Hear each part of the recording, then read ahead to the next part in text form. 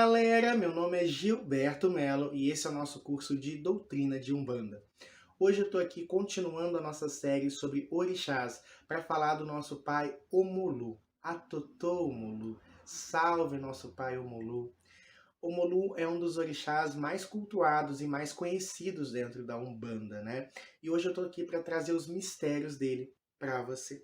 Lembrando que aqui a gente não vai, e é impossível numa única aula, esmiuçar todas as nuances que um orixá carrega.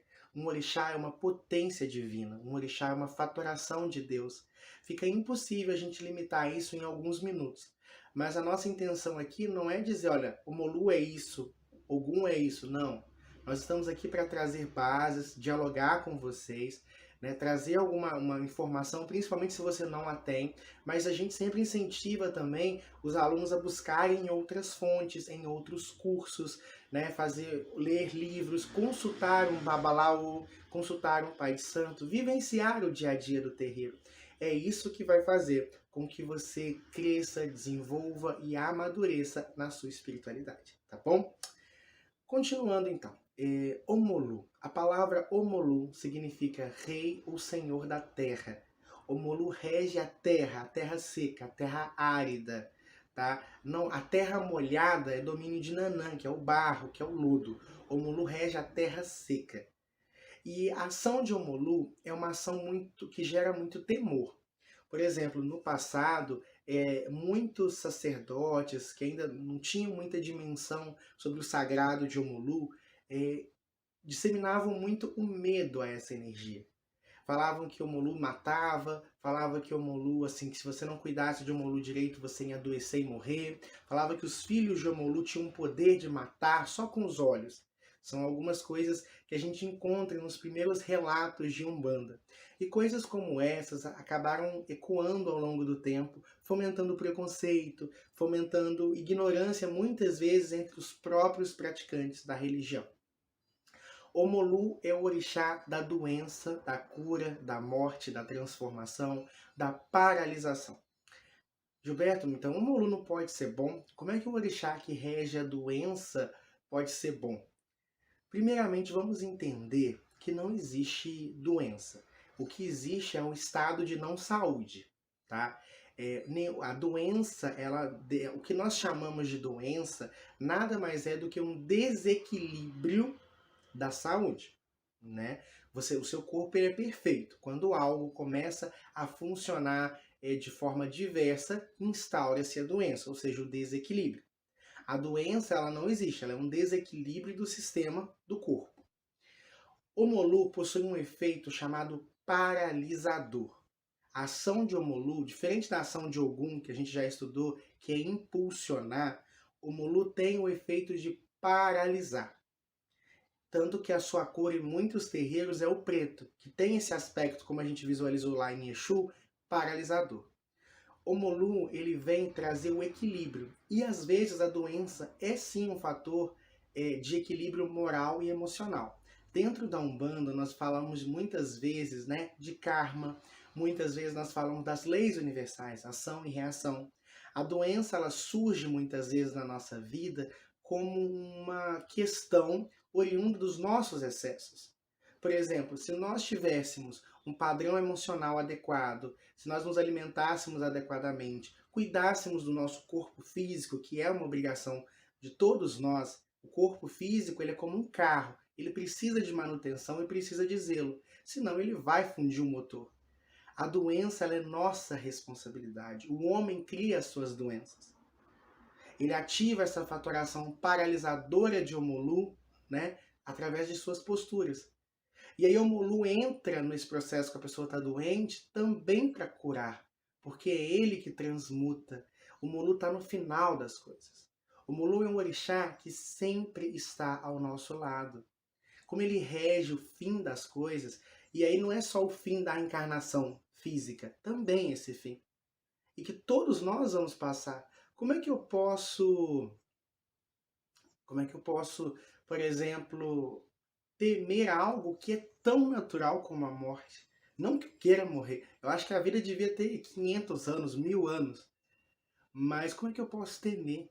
A morte, ela vai vir para todos nós. O Molu, em algum momento, né, vai estar ao meu lado, finalizando o meu processo encarnatório. Mas o Molu não está só nesse fim. O Molu te acompanha, por exemplo, ao final das aulas. A aula em algum momento vai acabar. Esse curso que você está fazendo, em algum momento vai acabar. O seu estudo, a sua faculdade, o seu trabalho, o seu fim de semana, o seu relacionamento, tudo acaba em algum momento. E que bom que as coisas acabam, porque é justamente o fato de coisas acabarem que permite que coisas novas venham. Então o Molu lembra muito o significado do Ouroboros, o fim para o começo das coisas. Só que o fim precisa acontecer. O Molu precisa ter finalizado. É claro que a finalização é sempre um processo muito difícil. Acabar um casamento. Eu não sei se vocês já se formaram, né? Aquela sensação de finalizar sua faculdade, de se afastar dos seus amigos ali da universidade ou da escola, né? O ensino médio também a gente se forma. Todas as finalizações elas são dolorosas, mas elas são necessárias. É por isso que os orixás, eles são forças da natureza. É por isso que as pessoas às vezes não conseguem compreender o Molu. E às vezes ele é tão mal visto. Porque a energia que ele carrega é uma energia que é difícil da gente trabalhar, a finalização das coisas. O Molu também representa a estrutura, a estabilidade.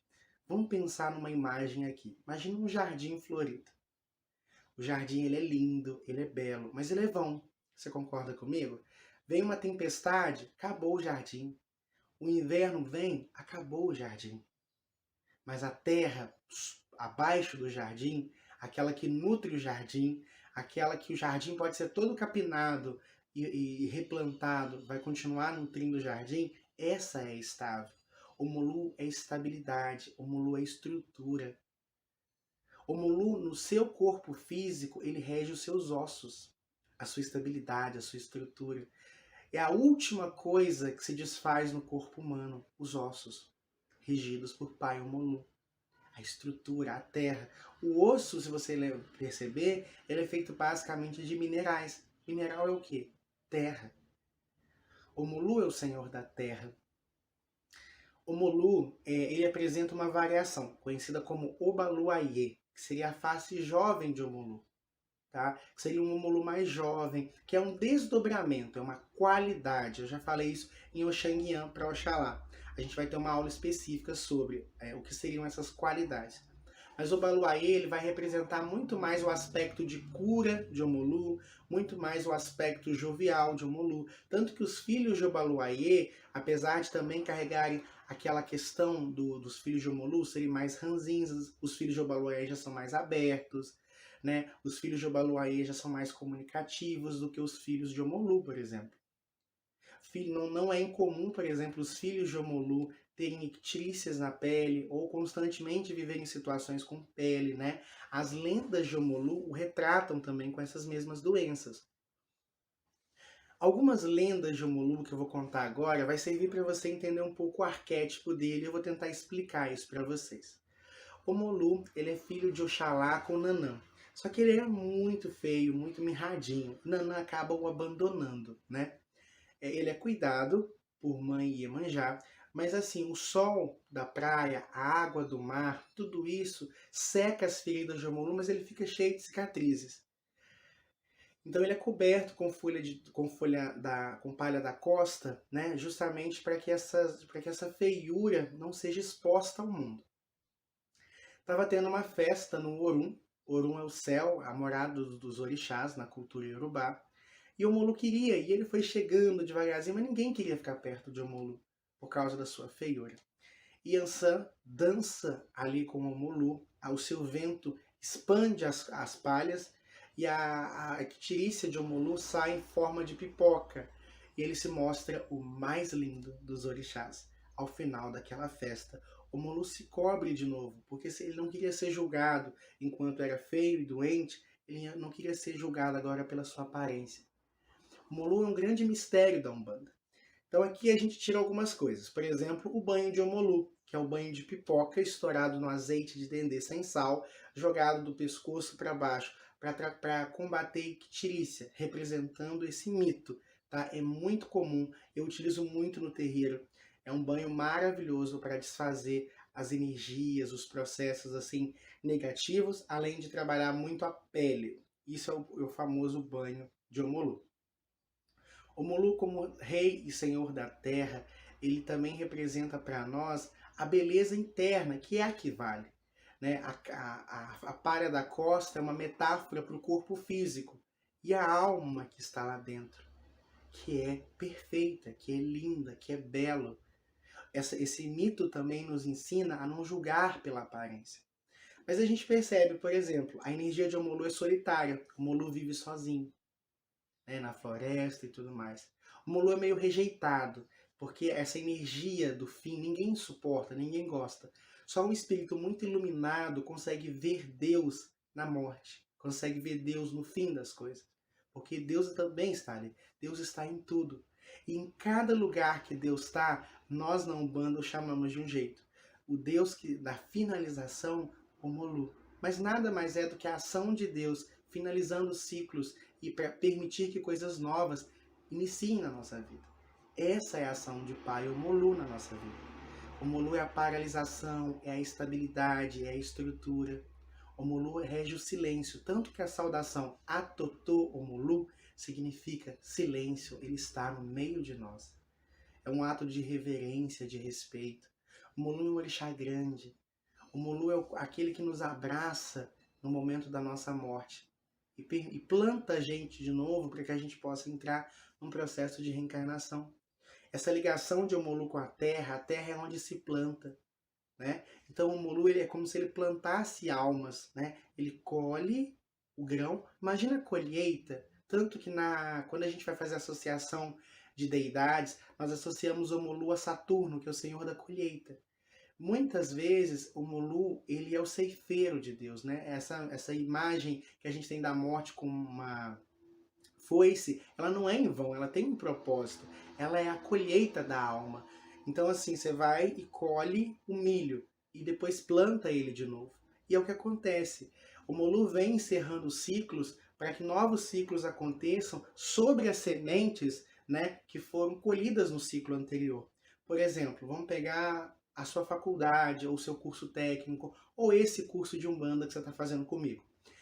Quando ele finalizar, quando houver essa ceifa, né, esse corte desse curso, tudo que você aprendeu vai te ajudar no próximo ciclo. Se você fez uma faculdade X, os aprendizados que você teve vão servir de base para que você possa trabalhar. Então, os ciclos, eles se encerram para que novos ciclos comecem, mas baixo aquilo que você já viveu. Porque o fim ele é ilusório. No fundo, o fim é só uma transformação. E é isso que o Omolu rege. Tanto que uma outra cor que nós também acendemos e cuidamos de Pai Omolu é o roxo. Tá? O roxo ele vai trabalhar a transmutação, a alquimia, a transformação.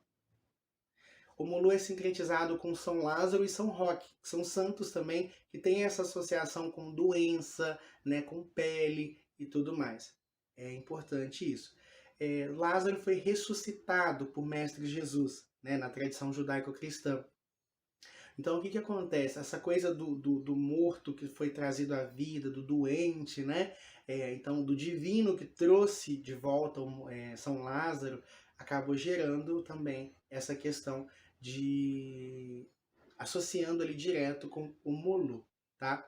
O Omolu é um orixá lindo, maravilhoso. Em algumas tradições ele é o sol, que traz vida, que traz brilho, mas que também queima a nossa pele. Pai Omolu rege toda a linhagem do cemitério, tá? O ponto de Obaluayê é o cruzeiro, tá? Mas o ponto de Pai Omolu é todo o cemitério e também toda a terra por sua extensão.